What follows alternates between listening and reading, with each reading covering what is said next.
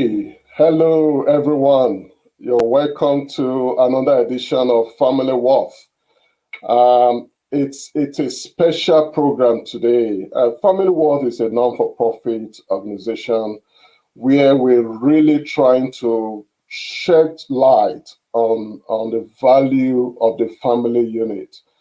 As multicultural people, sometimes families are going through a lot of challenges. So this program and this initiative is meant to open up conversations, just to help us to connect with one another, celebrate families where it's necessary, share lessons learned, quite a lot of things. So we bring guests, we bring people that can inspire us, give us information, help us in the journey of family in diaspora. It's not a place for perfection. There's no perfectionist or perfectionism here. We celebrate good stuff where people are doing the right thing in family. We celebrate them. We invite them to share and learn together. But at the same time, we are not judgmental. We want to make sure everyone has a voice. So again, I want to welcome you very much to today's session. It's a loaded pack, and I'm not going to take your time. I'm just going to try and bring in my guest now. If you let me bring in Joe. So today we have Joe Tuazama. Joe really does not need, for those of us in Western Australia, those of us in Australia as a whole, Joe would not need some elaborate introduction, but I'll try my best. Joe Tuazama is a family man to start with, and he really expressed that in everything he does. Joe is the president of the Organization of African Communities in WA Communities. We're not talking of just one nation. So Joe's work cut across many African nations. And Joe is also a highly respected professional in his field. Joe is in the health industry. Maybe as we talk along, Joe will also share a bit about himself. So please, I just want to welcome Joe to the stage today. Joe, you are welcome. Thanks very much, Ephraim, and great to be here.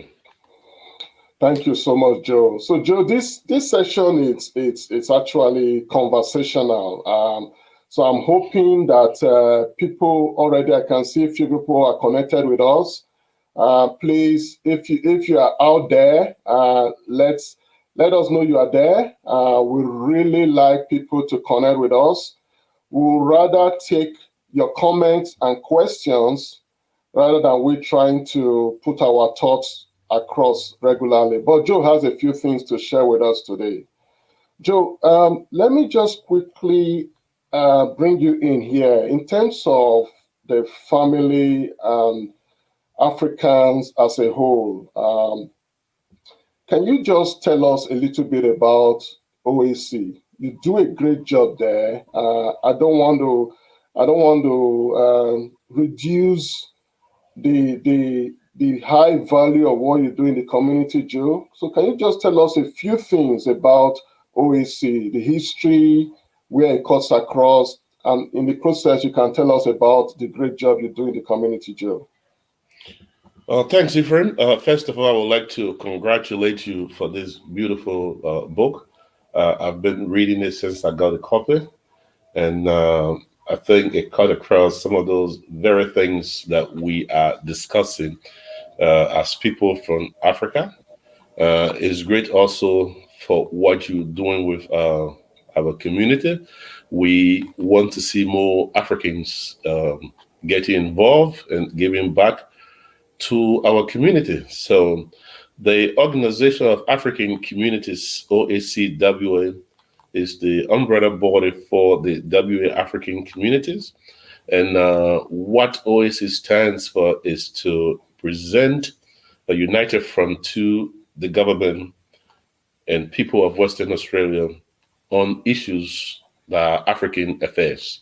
So we help in working with all the various African groups here, including the Nigerian community, the Zambian community, the Ghanaian community, and the list go on. So we don't have individual membership. So our membership falls within those countries that are incorporated and subscribed to the OSC. And what we do is we work closely with the Western Australian government, service provider, and other key stakeholders to make sure that Africans' presence are felt. And because we don't have elected members in council, in parliament, and other key decision-making areas, we try our best to make sure our voices are heard, that some of these things that they decide or policies they make should reflect us. We work across with universities like University of Western Australia, the African Research Center, which is one of our principal partners, Edith Cowan University, which we have been doing a lot of mentoring programs with. We also work with departments like the Western Australian Police that we got very great working relationship with, and a lot of service providers out there. So the OAC stands here to make sure that Africans are respected, our inputs are validated, and we are making our efforts to make sure that our presence in this country is positive, that those good things that people like yourself and other Africans are doing, the stories can get out there, not just the negative ones. So, in so doing, as we will be discussing, migration itself comes with challenges. And when we migrate to this country, it's a beautiful place with everything we dream of, but there are equal challenges as well. So, OAC turned to provide services that other service providers are not providing to the Africans. And we try to make our services very culturally appropriate so that our people can fit in and also not defeating the purpose of being in this country. So we do youth mentoring program, Let's Stop the Violence, that every year we bring together African young leaders and they go through a trainer program and they go out there and become youth leaders in their own communities. We just started the A-Lead, which is the African Women Leadership Program that is in partnership with the University of Western Australia. And the first graduation this year, 21 women were graduated. And now because they graduated, these women, they are now taking on leadership in the OAC Women Department, other areas, and even in their own communities. And amongst these women, we got women who have specializations in different fields. So we work with them in counseling, in other things. And then we have the Mentor Me Reconnect, which is gaining a lot of momentum. And this program, what it does is to mentor young people that are identified to be at risk. So we give them a parental guardian, and we establish as well that there are few Africans who have come here, particularly ladies that have come with boys and girls, and they don't have father home. That issue of father figure is lacking.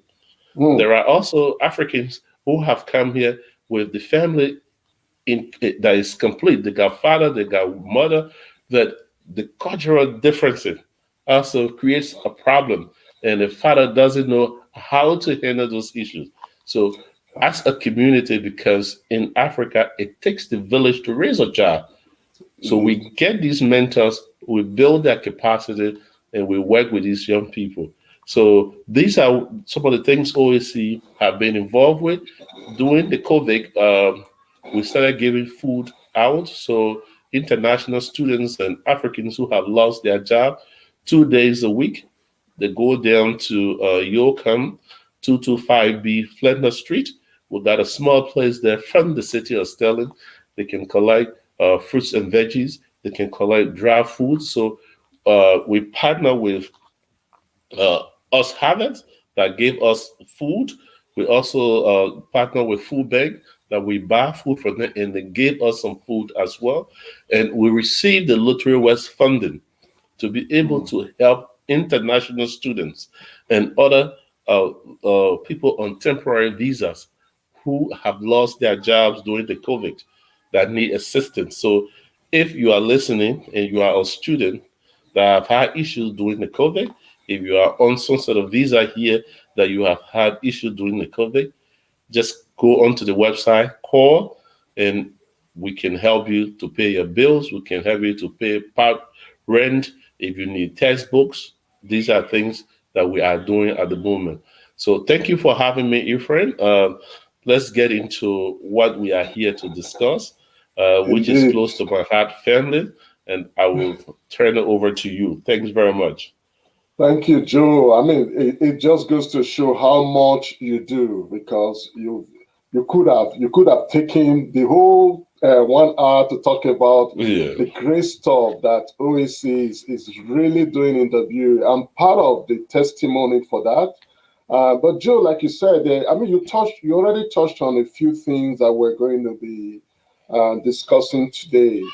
Um, in terms of family, we know that when multicultural people come into this country, there are a lot of benefits we enjoy. I just want us to share some of those, because we don't want to go into this conversation with all the negative things, but it's good to address issues.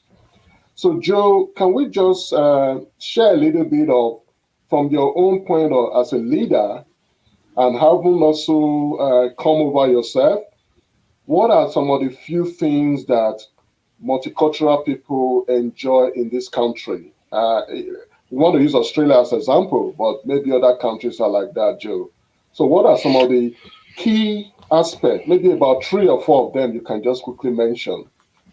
Look, Ephraim, thank you again. I think Australia is a beautiful country, an amazing place to be. The healthcare here is very superb. The educational system here is great. The freedom of speech here is very great. The opportunity for the young people here, tremendous. So there are so many things here that we can boast of. Let's take, for example, the COVID. How many people are being affected around the world by the Mm, COVID, even in the mm, great United States and other places?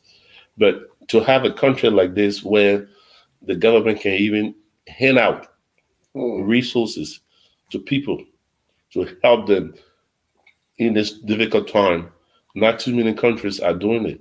The indeed. stimulus packages that we are receiving for those that are out of jobs, Mm, uh, it shows that this is a country that we must be proud to be Australians. We must be indeed. proud to be here. So there are so many beautiful things here. There are great things here that we must acknowledge as people from Africa. Yeah. Thanks, Joe. I know there are many more of them like that. Joe, thank you for that. So I just want to quickly shout out, please, if you are connected here, let us know you are there. I can already see my good friend Monica. Monica, you are really welcome. Really great. Monica is my colleague at the university. Very, very inspiring lady. Thanks, Monica, for your comments. You already said the initiative that Joe mentioned about international students. Great initiative indeed. Thank you, Monica. I also have Joshua Menez, one of our Lime youth. It's great to know that my Limers are also connected with me here, Joe. They always talk about you. They want to hear from you. Uh, but let's get on, Joe. There's a few things we want to try and cover today. I hope time will not fail us. So we mentioned about the benefits, and that is just true. I know you could have said many more, even 20, 30 different kind of benefit being in this country. But we also know, as you know, with most of my books, Joe, there are always the good, the challenges, and the lessons. There are a few challenges. I just want us to hit the key points today. Of course, a 1 hour program is not enough when we consider some of the challenges that we face. And I'm not a fan of overlooking challenges. They are meant to be surmounted. They are meant to be addressed. So, Joe, I want us to start with the issue of family breakdown and separation. as a leader in the community, I'm sure that sometimes when you see what is happening with multicultural people, it could be very confronting. They're not just talking about marital breakdown now, but even children, breakdown in the home, dysfunctionality. Sometimes I wonder if it would have been like that if we were still back home. But we just mentioned the benefits while we are here. We cannot afford to forgo those benefits. So it's a matter of mix. It's like a mixed blessings here, Joe. Please, can you in your position as a leader, because you are a strategic leader, what do you see? Are you worried? Look, thanks again, Ephraim. I think what's happening here is that when we are coming to this country, we think just about the prosperity and the success ahead of us. What we don't do is we don't, excuse me, we don't study the issues that are involved with migration. Uh, in this book, you talk about adapting, which is a powerful thing for people to do. And to adapt is a little word that has meaning because you are not turning a bottle to remove everything and water in it and put a new one. You are going to have something in the bottle and you are putting, if you have a liquid in the bottle and you are putting another liquid, if this liquid is white and you are putting a blue liquid, the color will change. Mm. And when the color change, the identification becomes a problem. So that's what happening to us when we move to these countries. Uh, we got our own ways of living in Africa. We got our own culture, we got our own tradition, which are very beautiful for us. Mm. And when you come over here, there are also culture and traditions here that are beautiful for the people here. So finding the fine tune to balance our culture and the Australian culture and being able to be the embodiment of both of them becomes the challenge. Let's take, for example, family. The way the family is run in normal African homes is that the father is the head and the breadwinner for the family. He goes out there and look for it, and the mother looks after the home. Now, because the world is getting modern, even in our countries now, women are going to work as well and coming back, but the father still remains the head of the home. So when we come over here, there's this thing of equality, and this thing of equality is where, as community, we have to be able to educate ourselves on how we can balance ourselves as a husband and wife, as parents and children. So let's say, example, in Africa, when you send your son to school, the schools discipline them. They do whatever they do there, is to make the child to become successful. Mm. As here, the school wants you to be involved in the process. The school does not discipline the child here. If the child does something wrong, the school sends the child home with a letter. Mm. And you go to the school and you guys have the discussion. And while having this discussion, there's nothing, you can only come back and talk to this child. But you cannot take any measure against this child to punish this child. Whereas the Africa I grew up, if I went to school and I received a letter, my father received a letter that I have done wrong. My father takes me to this school and gave me latches on my bum or on my back. In fact, in front of my colleagues. So with that being done, I'm already careful, I'm mindful. I don't want to be disgraced. I don't want to be punished. So when I go to school, I do the right thing. But we find ourselves in a society where the fathership or the fatherhood has to change from being a disciplinarian to being someone who can engage and spend time and discuss with the children. And this is where, as African men, we are also facing challenges because it is not our culture.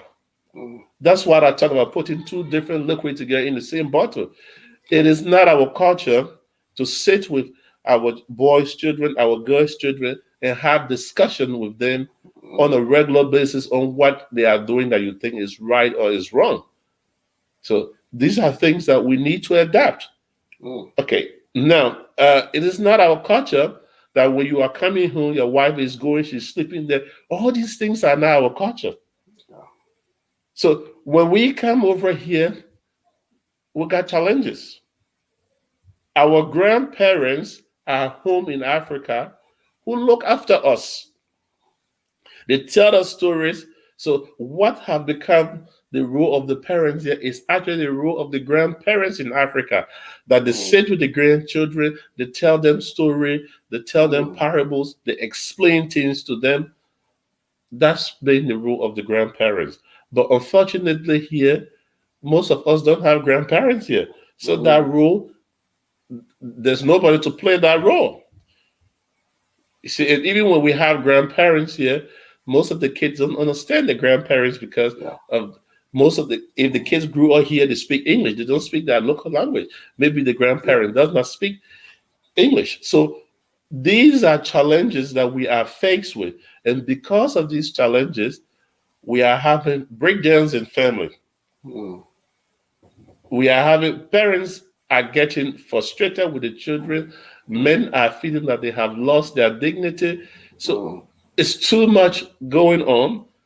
And as community, it's incumbent upon us to put programs together that can help us to get this balance.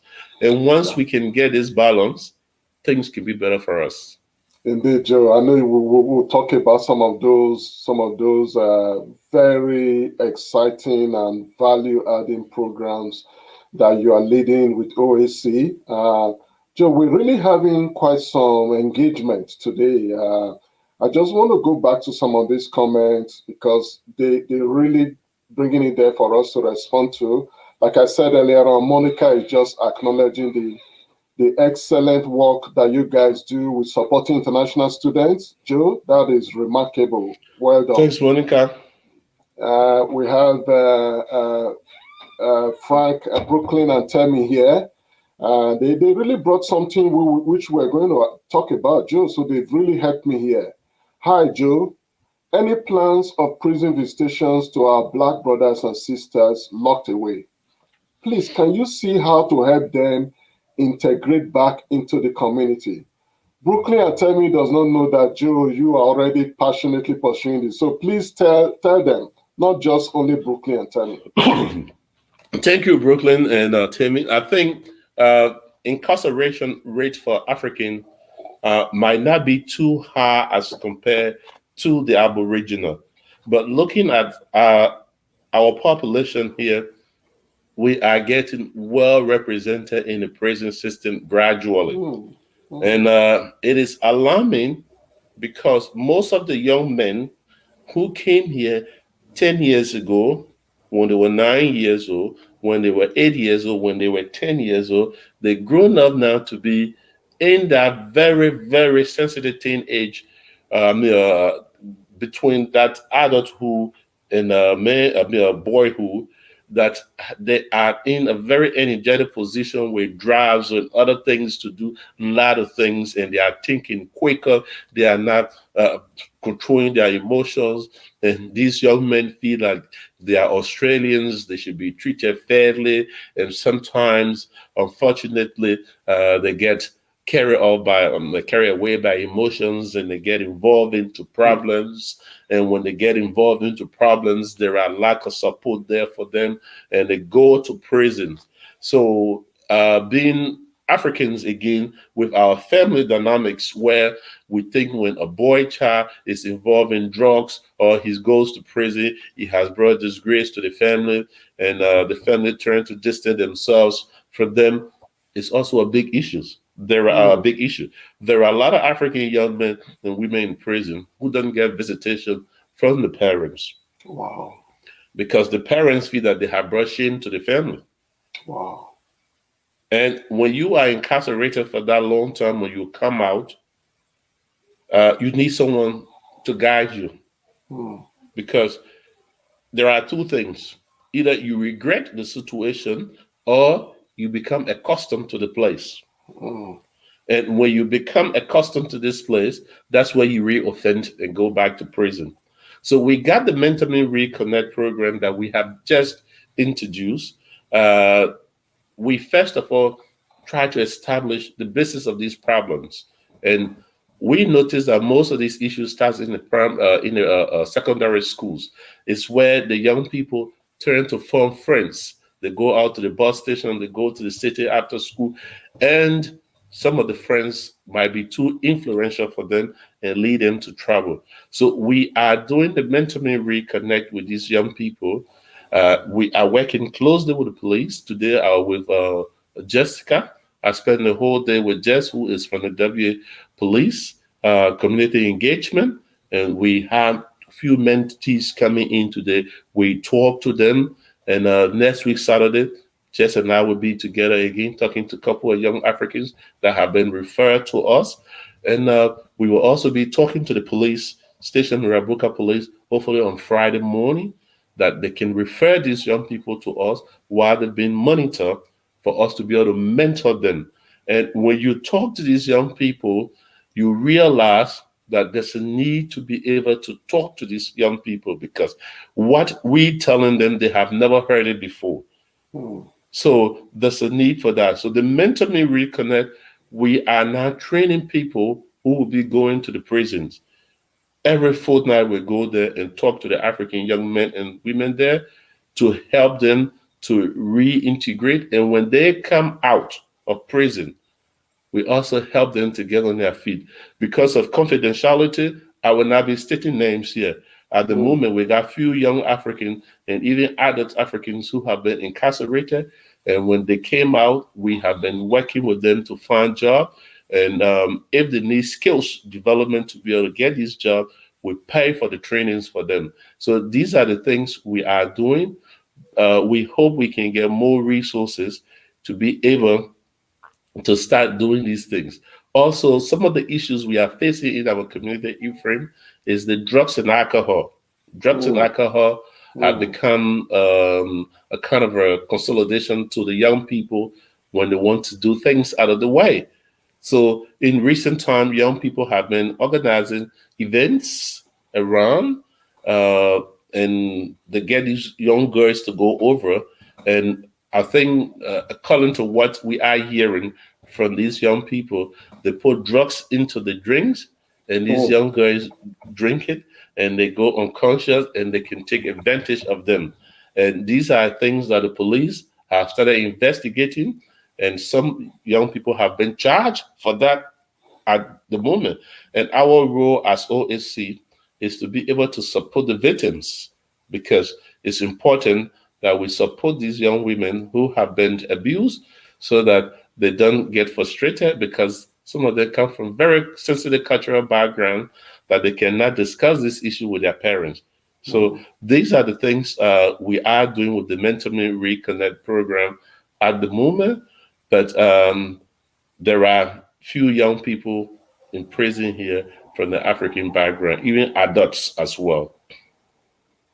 Thank you. Thank you so much, Joe. I know there's a lot that you guys are, OAC is really doing great things in the community. And you know, Joe, sometimes we may have people of the community or members of our community, African community as well, and multicultural community that may say, oh, my child will never be one of those. It's a good wish, but sometimes in a multicultural, in diaspora, like the issues you mentioned earlier on, the line between when you have everything going well in the family, Joe, and when things could topple over, sometimes it's very thin, very thin. And like you explained earlier on, it's almost like no one can be blamed. You cannot blame children that this is all they know. This is the culture they know, Joe.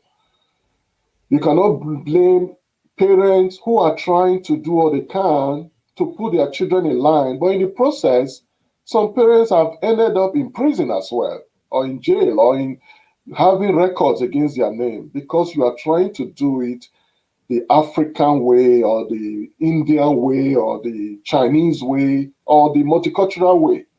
But we know that life is different here. And that is why you use a key word I use in this program always. You use it earlier on, and that is balance. Balance. How do you strike the balance? Joe, before I go further, let's just see there's a few more comments there. It's good that we are having quite some engagement. I always like to give people that are joining us the challenges Africans face in this country is raising children and also the system. I know, Joe, you already highlighted some of these already, unless you have something to add, but let me just mention the others as well. You have said it all, my son. I'm sure you should know this person, Joe, Umar. Uh, there's also someone there. Yeah, in fact, some grandparents have turned out to be second time parents in raising grandchildren.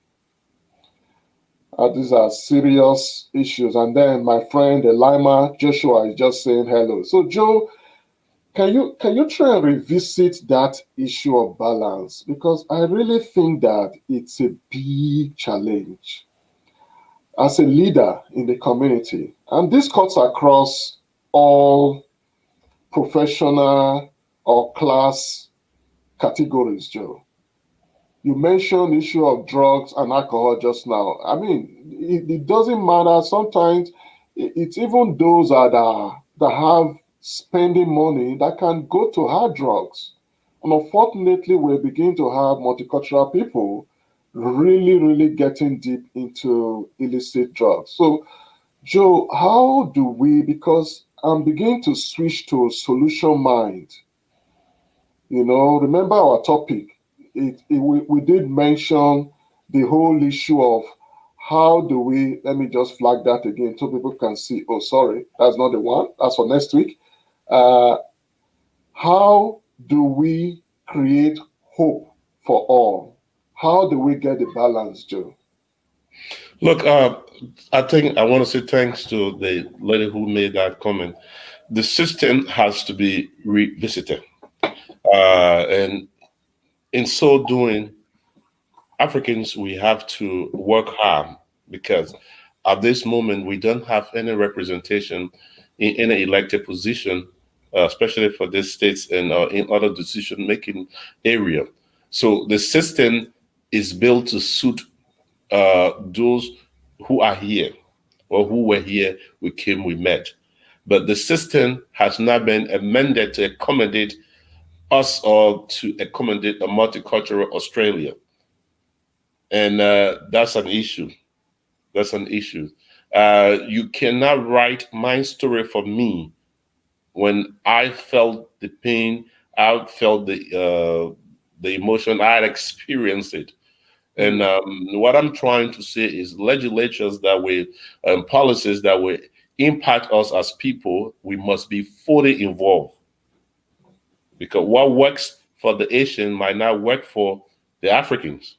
So being a multicultural nation, there's an imperative need for diversity so that our voices are held, we have made impact, we made input into policies and legislature, then we got a place that we can start seeing how we can fit in. But for now, it's like we are dancing according to the rhythm because most of these things were in place already before we came here. Yeah. So that's something the system we can blame the system. And what I say to most of our young people is, because we know the system is already in place, don't give ammunition to people. Let's take, for example, what happened in recent time in Queensland with these young African ladies. They breached the law. They did very wrong. We didn't expect them to do it. But my concern is, if they were shamed and their privacy were invaded, it should be done to everybody. You can't add excuse to somebody else's. So these are some of the systemic things here that we have to push against. And the only way we can push against these things is to have elected members in parliament. And as I say always to people, our redemption as people of color from discrimination, from most of these challenges we are faced with, is total unity. If we unite as people, we will be redeemed from most of these things. Now, hope, which is an important factor. There are people like yourself. There are other people who've been here even long before we thought of coming in this country, and who have the wisdom, they have the knowledge. We want them to come so that we all can build a community that is resilient, that is prosperous, that is producing responsible young men and women who are striving to become entrepreneurs, to become lawyers, to become businessmen, to become tradies, to become handymen, not men and women in and out of prison. And we can only do this from a collective effort. The service providers can only do that much for us, but our success is dependent on ourselves. But there are hope for us here. I must be honest to you, there are hope. And in order to enjoy this hope, whether you are a doctor, whether you are a tradie, whether you are an engineer, whatever you are, we have to come together and study the situation and map out the way forward. One of the way forwards here is when we start to become a community that can employ ourselves. If we're able to give job to our own fellow Africans, if we are able to come together as Africans and collect 20,000, 15,000, 30,000 and do something for the community, we have started to do something. But we as Africans, sometimes we are very suspicious of each other. And there are a lot of good people out there who want to come and give their best to the community. But because of the suspicion, they are afraid to stay away. But there are hope. And you see, as you touch something here, we come over here as migrants. Whether you are a doctor, Ephraim, and I am a cleaner, your son can choose tomorrow to be a chef. That's what is Australia.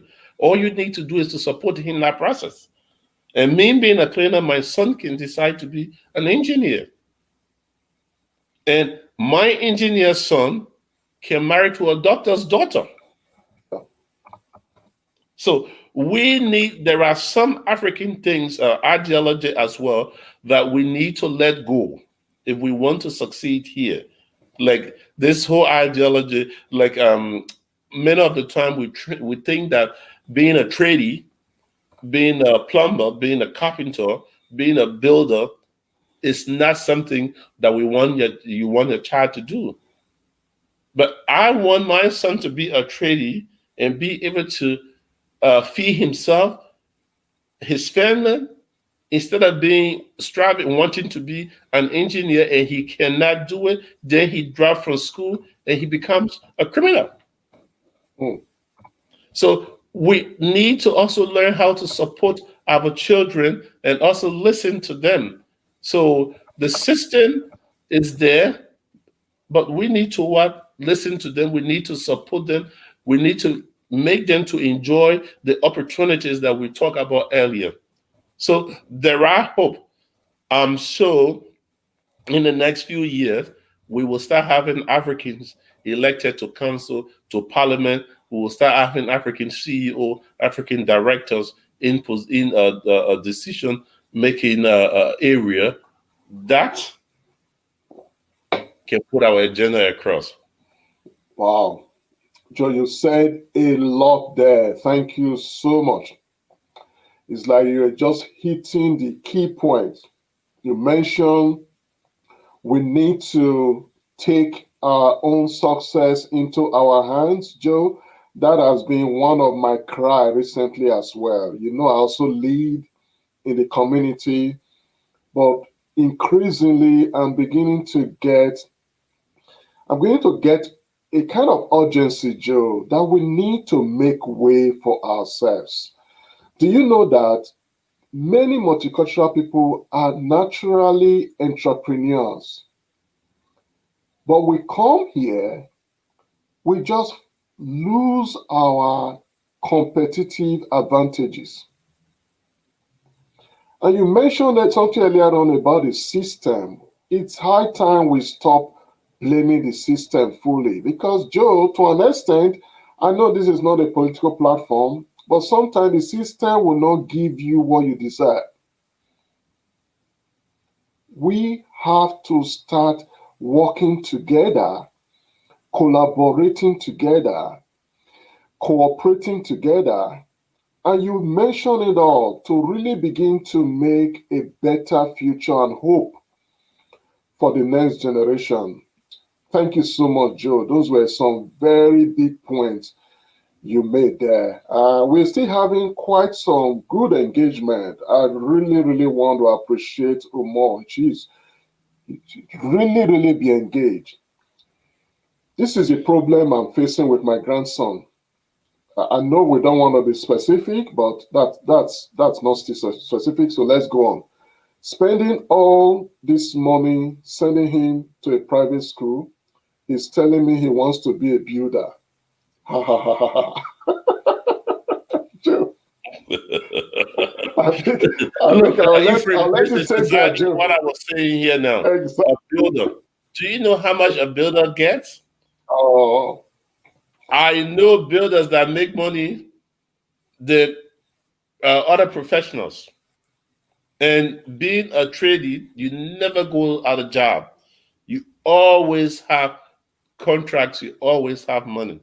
So now we need to talk to our mother to support this young man in this because he could go to type, get a diploma, and from there he goes to university, he get a degree being a builder. And if he does, he will make money. If you see the whole Bakata area, there, the city of Sterling area, the Macedonian, the Italians, the Greeks there that got those houses over there, most of them were handymen. There's a company called the Move Home, the Prime Move Home here, that is in Malaga. The director name is Joe Passiani. Joe Passiani Sr., they are Sicilian. When they came here, he used to be doing some little, he was a builder in Italy, and they used to do some houses around here. So from there, he expanded it to a business to cater to the Sicilian, then to the Italian. His son, Joe Passiani Jr., grew up, grew a civilized, educated man, became another builder, and they opened a big company in Malaga. They are building houses around here. And Joe Passiani Ter is also what? A builder. And I'm talking about guys who have employed so many people. We even got Africans working for them. So these are the kind of innovations we want in our community. We support these young men so that we can have our own African building companies. Carpenters, if you want to do a carpentry job here, just get a quote.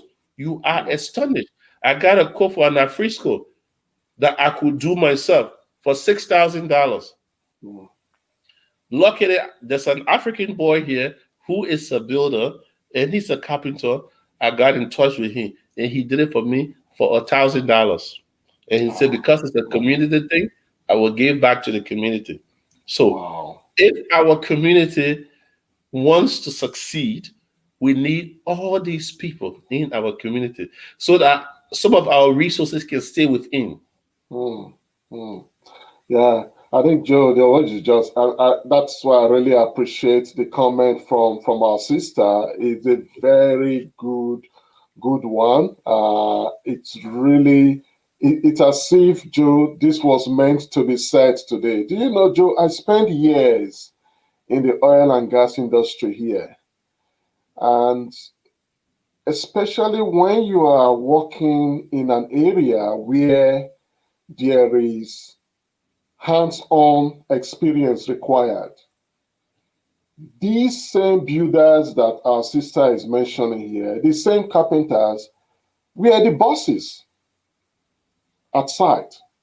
Because we are in a country, I mentioned that a lot in my book as well. We're in a country where the value for experience, hands-on experience, is higher than the value for academic qualification,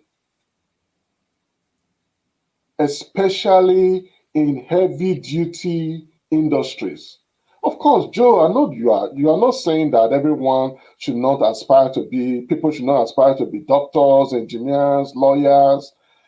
But as a community, we need to really, really sit down and reflect into the future. How are we going to be sustainable if everyone is pushing to be lawyers, doctors, and engineers?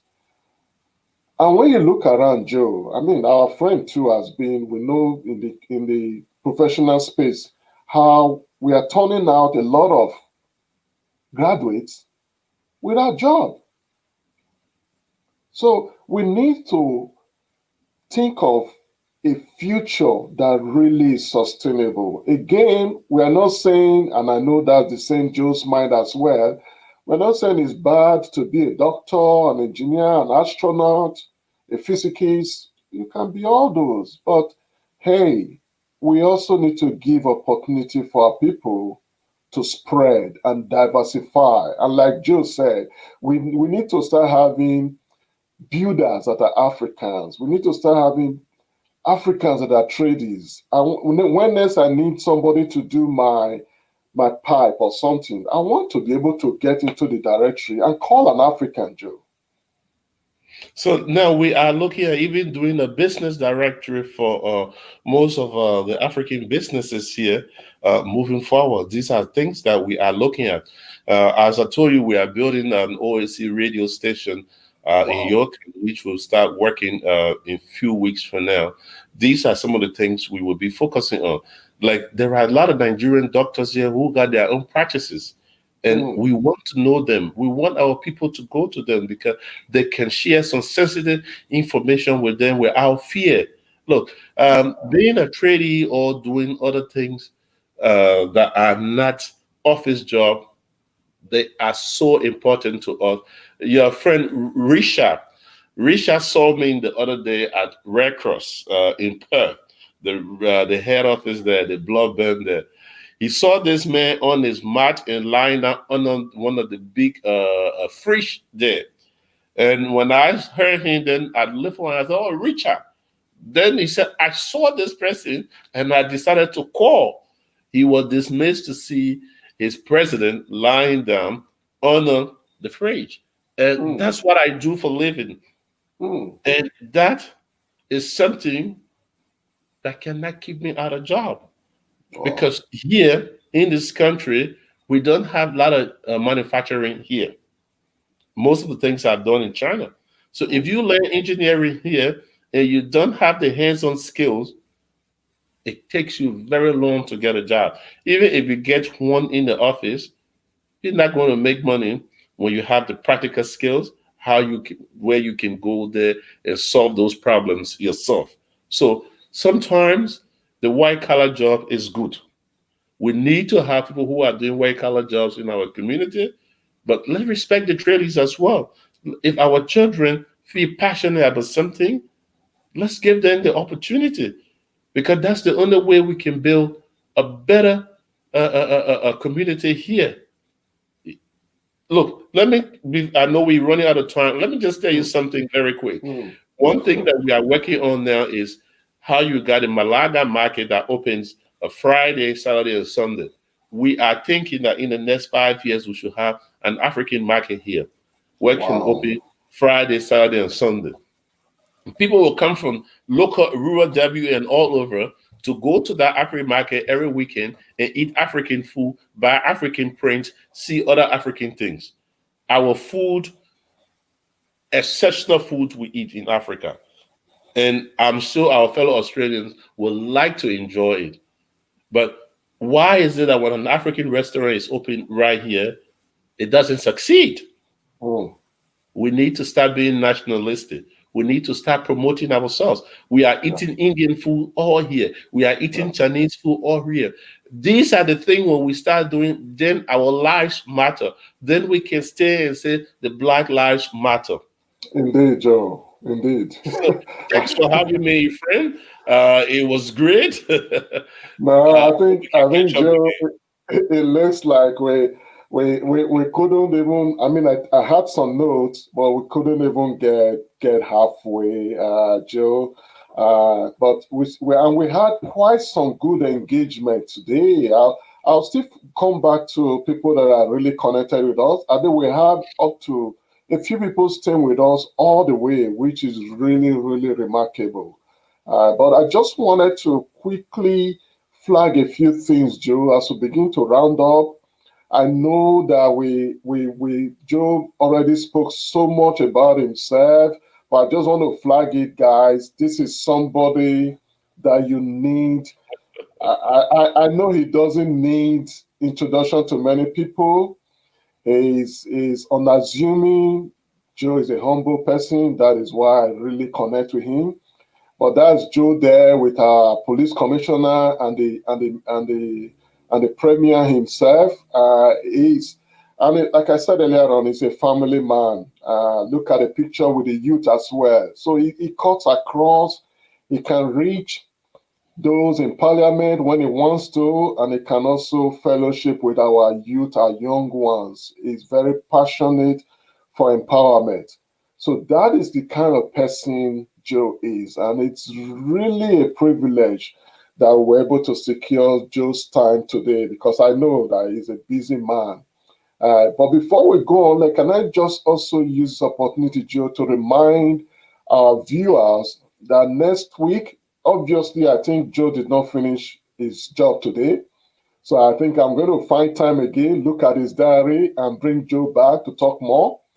But next week, we have another guest who is going to really share about striking the right balance between family and work. Sugandri is somebody that I've worked with a little bit. He's a professional counselor. We really want to delve. I mean, Joe touched a bit today about that whole challenge. Man is coming back from work. The wife is going to work at night. Children is going to some work. So when do family have time to connect? And even when they connect, what do they talk about? How can we sustain the family? So this is FamilyWorth. The platform, this is all what this platform is all about. So if you can, join me next week.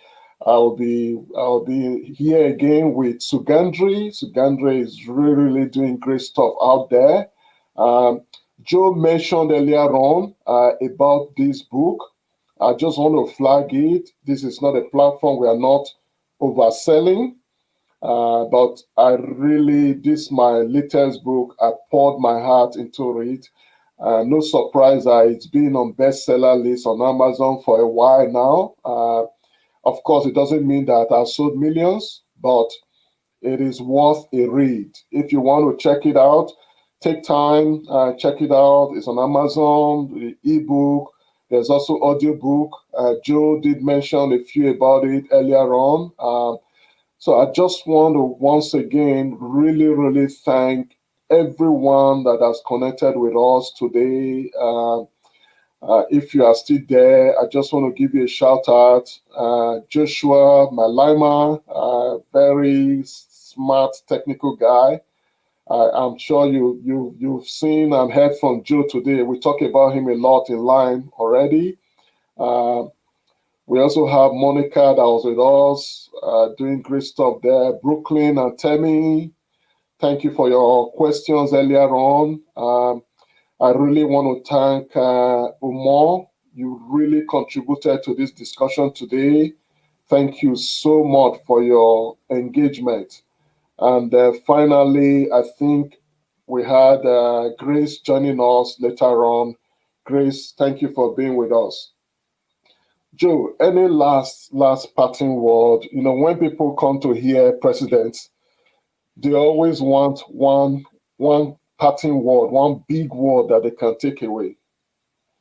Look, you know, I don't like to be called president because I like to be called the father in chief because I'm a father and a husband. But what I want to say to all of us is that only unity can be our redemption from all challenges we face. Only unity can make us to settle here. We are Africans. We are very strong. We are resilient people. We are very, very, very innovative.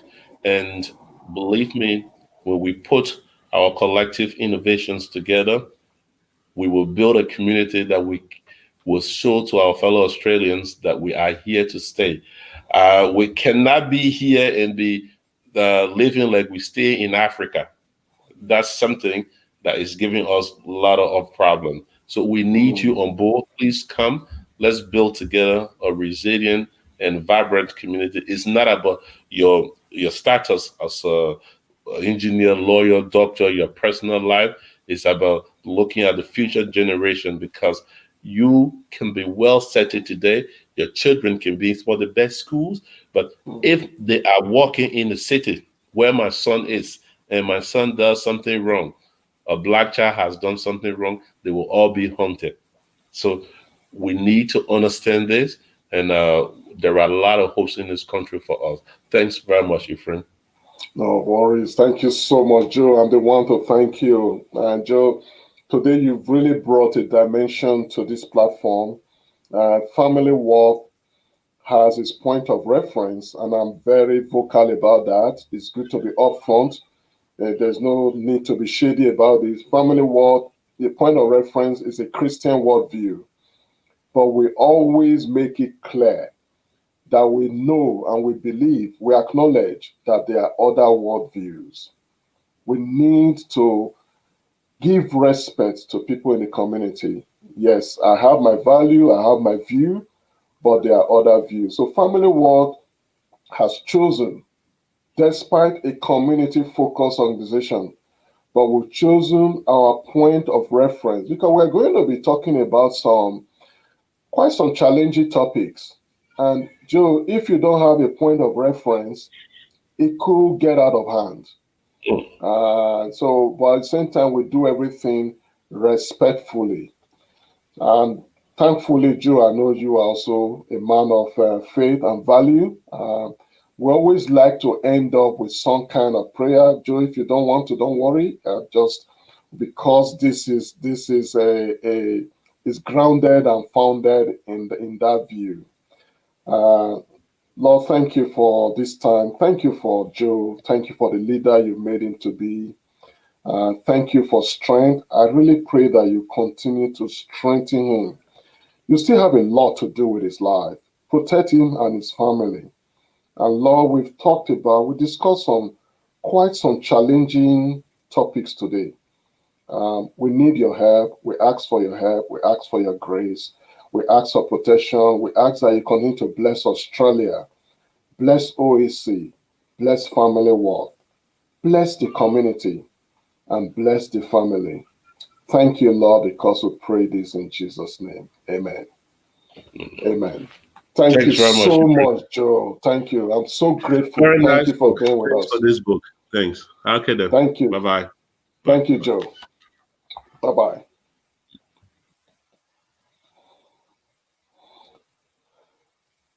Wow, that was a good session. It's just so powerful to have Joe. Joe joined me today. And thank you everyone that was with us. Thank you so much. I couldn't mention every name. Thank you very much. And please join me next week. We always want to keep the flag flying. Thank you so much. Bye-bye.